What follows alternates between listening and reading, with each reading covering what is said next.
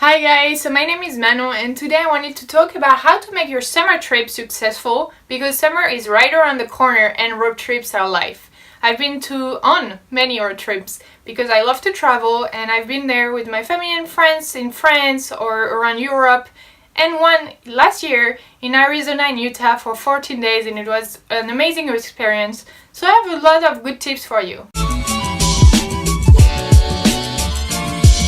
So the first thing that kind of makes sense, but you have to know kind of what you want to see and have a general idea of where you want to go, what you want to see.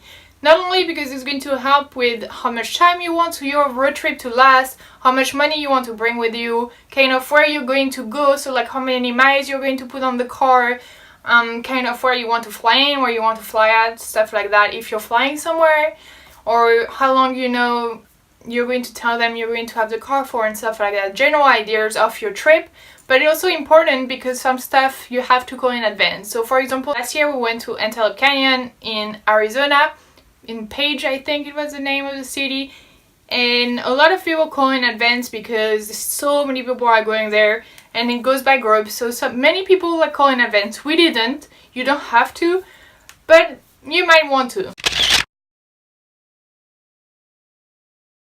So once you have some stuff you want to see, you need to leave some space for spontaneous visit.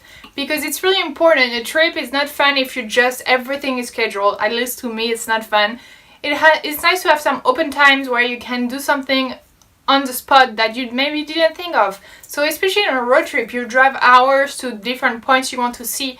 But on the way you might see a sign of like a cave that you didn't know was there, you didn't see picture, you didn't think you were going to go there, but you're on a road trip and you're like, oh wow, let's go see what it is. And it's fun to be able to do things on the spot and be like, oh, that looks kind of cool, it wasn't on my map, but let's go see it. So try to make sure you have some stuff planned, but you also have some time where you can go do other stuff. So another thing that is really important is to have time to relax. I think I kind of forgot that last year. I planned most of the trip we did and it was 14 days long, and almost every single day I had something planned and spontaneous videos in there too, but we didn't have really time to relax. It can mean that you can stay in your hotel room or outside and chill, but it can be also, instead of driving every single day to new spots, maybe book like 3 days at the same spot and relax there, so you don't have to drive, you don't have to pack everything from your hotel room and leave. That's tiring. So for sure you need time to relax.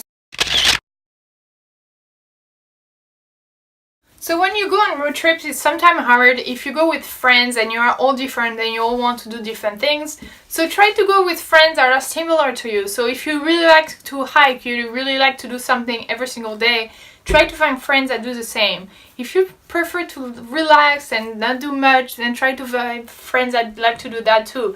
Because if someone likes to hike every day, someone likes to relax every day, it's going to be a little hard to agree on what to do. But if you do go with friends that are different from you, try to either do 50-50, have the morning hiking and the afternoon relaxing so everyone is happy, or try to, if you don't mind separating, then be like, okay, like you can relax for 3 hours, I'm going to hike for 3 hours, and we can meet back, at that time and do something together then. So yeah, be careful with that, know what you're going to do, because it can cause trouble if you want to do different things and it's just not going to be as relaxing and fun. So make sure you know what you want to do and agree with your partners what you're going to do. So the last thing I want to talk about for this video is money. So first thing, you should kind of know what you want to do, as I said. So have a general amount of money you're going to need to do so things. And you should add on top of that, try to leave some money for spontaneous buying stuff spontaneously. I don't know how to pronounce that. But it's important because you might go somewhere and see an amazing ice cream shop, an amazing pizza shop, or wherever you are. And you're going to be like, oh, I want to go there. So try to have money for things you're going to do, but also other stuff on the side.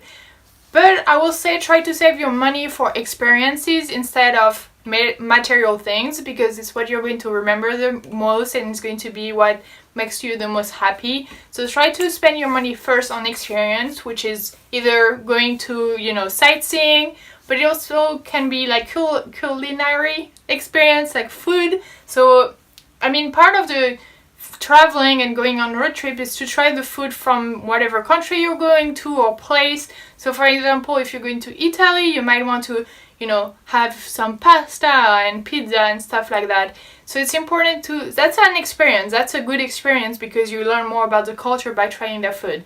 And then if you do have extra money by the end of the trip, then you can try to buy some souvenirs of other stuff, clothes or whatever you want. But first I will say try to spend it on go sightseeing and maybe food.